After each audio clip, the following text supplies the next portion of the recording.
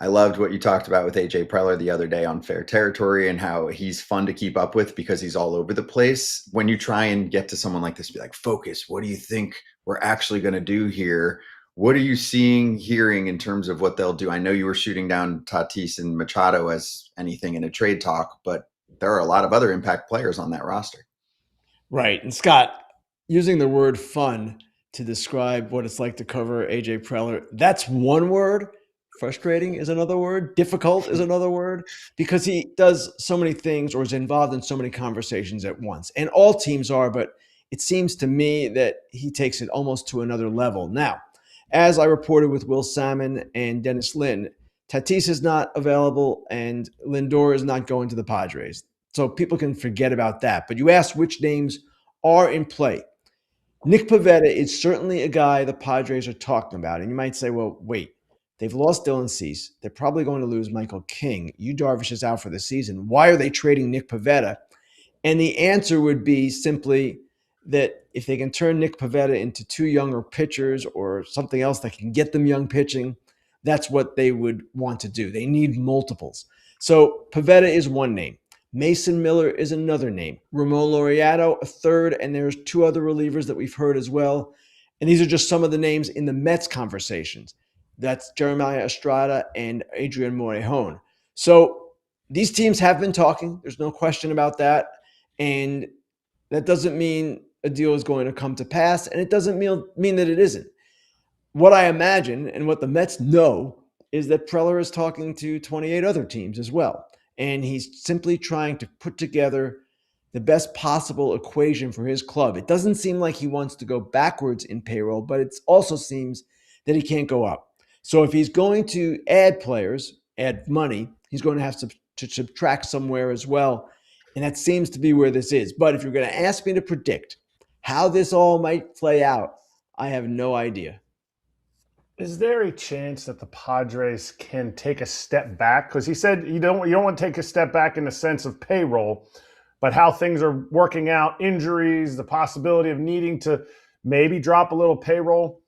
With all the moves they made at the trade deadline, are they okay taking a step back for this season? Because we saw that earlier with AJ Preller early in his career when he brought in all these guys and then he had to get rid of some of them to then build for the next season. Is that a possibility? Or has he said, no, I'm keeping pedal to the metal, win this year, next year, and the following years? He hasn't said either. But my expectation, Eric, is that he wants to keep going and keep competing. That is his personality. He is in a different situation now than he was in those early years.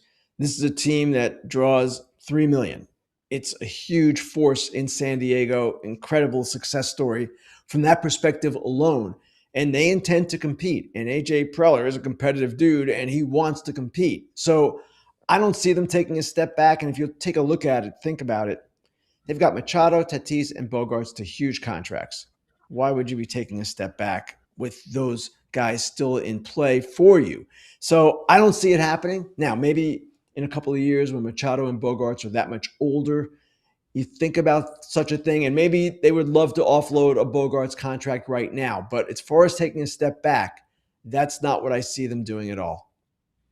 Hey, speaking of competing, the Tigers go out and sign Kenley Jansen. Does that potentially change their plans with Tarik Skubal? Are they going for it this year? They got a legit closer at the back end, or TBD?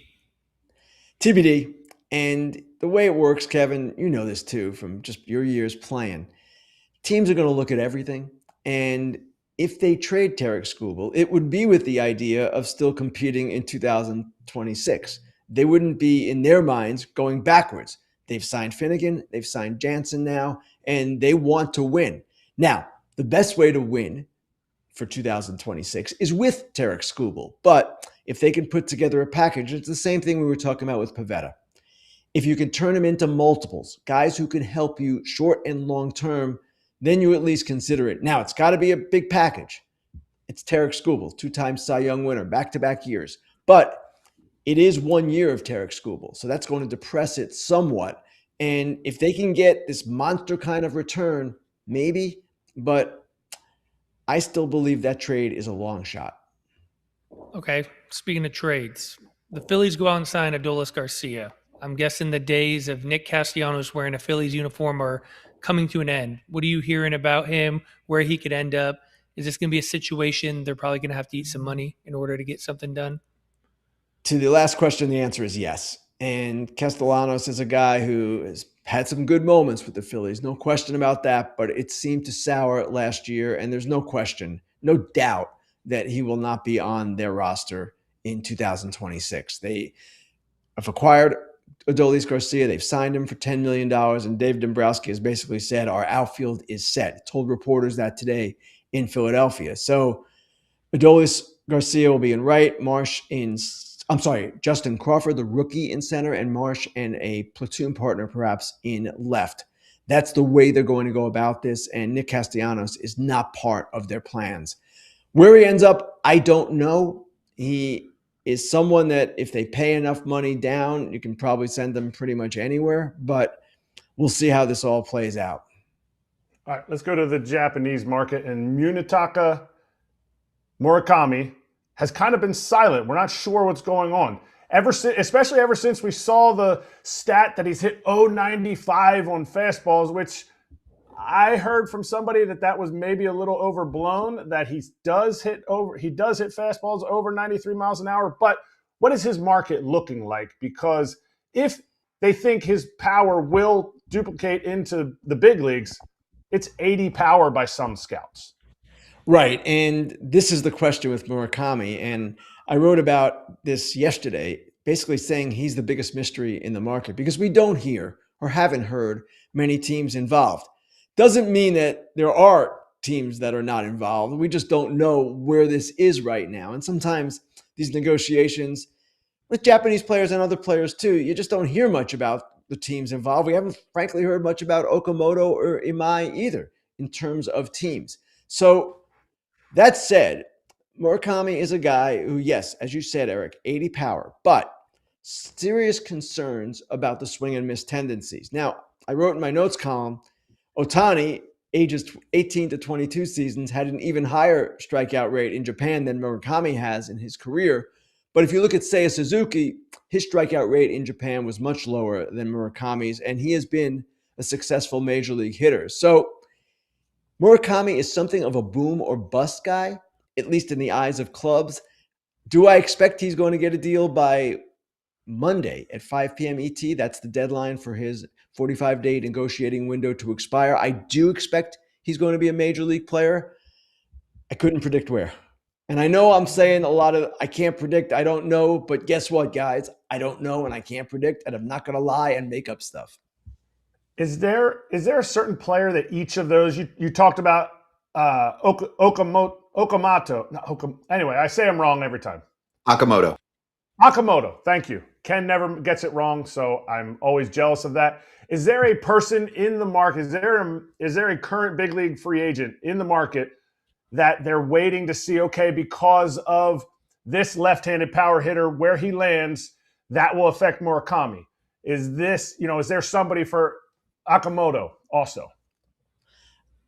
Yes, and certainly when you look at the entirety of the market, Bregman is a third baseman, and Murakami and Akamoto both play third, seemingly first. They're not great defenders from what we've heard in either spot. So that affects it. But also, Bellinger affects it. Arenado being out there affects it as a trade possibility. All of these things come into play, and it puts pressure on the agents for these players to get something done because there is a deadline in effect. And when these other players are out there unsigned or not traded, it does complicate things. I forgot Bo Bichette. He's another one.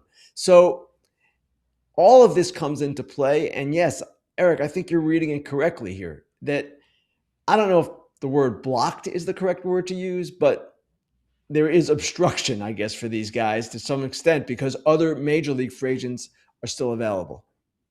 I know you had wrote about it and it had just come out about Ketel Marte's no trade list teams. He came out with his limited no trade team. Any surprises there? Is it going to affect his trade market at all? I don't expect it to affect it. And the whole thing was a surprise, honestly. And I know a lot of fans responded to the story saying, how did he come up with this list? I have no idea how he came up with the list. I just published the list after I got it. It's kind of a random collection of teams. It's the A's and the Giants. It's the Yankees, the Cardinals, and the Pirates. Of those teams, the Giants were the one that might have been in the market because he is someone that plays a position where they have a severe need, second base. But whether the Giants were going to accomplish a trade in division with the Diamondbacks was always a question anyway. I guess the Pirates could be a possibility, but that's not necessarily likely either. So no real surprises there. I don't expect it to have much of an effect, Kevin. The real question is, will he be traded? Will some team meet the Diamondbacks' price? And it's going to be a high price because, as I wrote, by some estimates, the surplus value on this contract could be $100 million. That contract is so attractive to teams, it makes him that much more valuable. On top of, he is a really productive player, one of the best at his position in the sport. One of the things you wrote about was the Nats' reluctance to possibly trade CJ Abrams. Is that still the case today with Ha-Seong Kim now going off the market and another, him being a shortstop? What other shortstops are available for teams? It seems to me the Nats want to see what CJ Abrams can do over the next year or so and see if he can improve under their new system, their new president of baseball operations, new manager, new coaching staff entirely.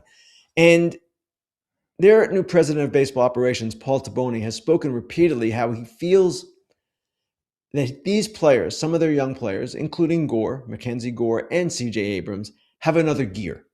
And if you believe they have another gear, if you believe CJ Abrams in particular can improve defensively, well, then maybe the value is that much higher at the deadline or next off season when you'd still have the ability to trade them. So it's going to be really interesting to see what they do here. With Gore, my opinion is that they should trade him.